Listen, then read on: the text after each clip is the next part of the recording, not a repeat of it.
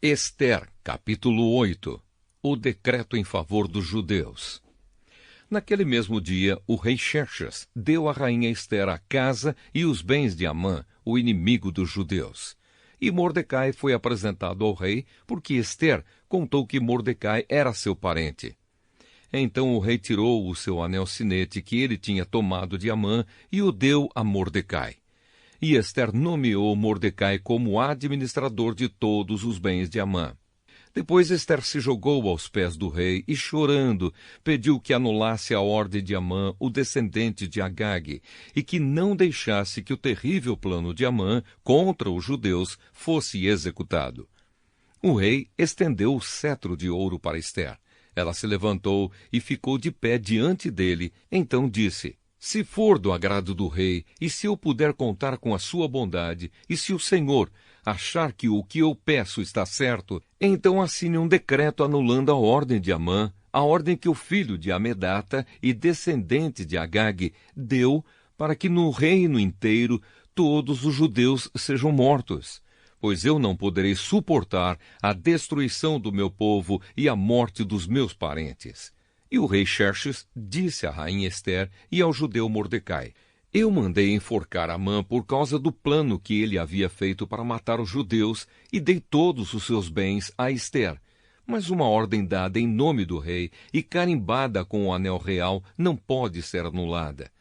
Porém escrevam o que quiserem aos judeus, assinem em meu nome e selem as cartas com o meu anel. Isso aconteceu no dia 23 do terceiro mês, o mês de Sivã. Mordecai mandou chamar os secretários do rei e ditou um decreto aos judeus, aos representantes do rei, aos governadores das províncias e aos chefes dos vários povos em todas as províncias do reino, que eram 127 ao todo, e iam desde a Índia até a Etiópia. O decreto foi traduzido para todas as línguas faladas no reino, e cada tradução seguia a escrita usada em cada província. O decreto foi copiado também na língua e na escrita dos judeus.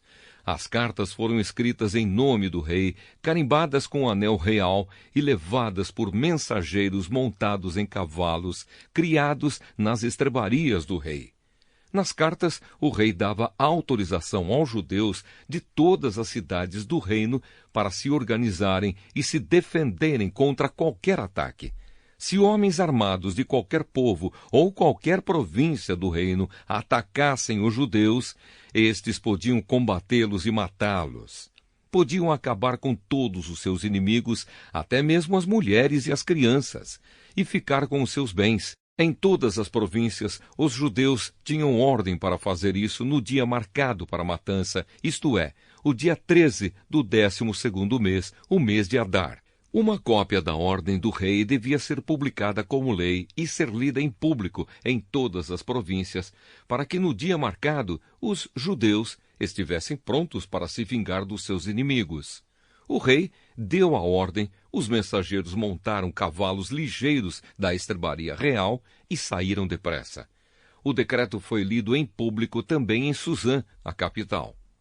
Mordecai saiu do palácio usando uma roupa real azul e branca, com uma grande coroa de ouro na cabeça e uma capa vermelha de linho fino.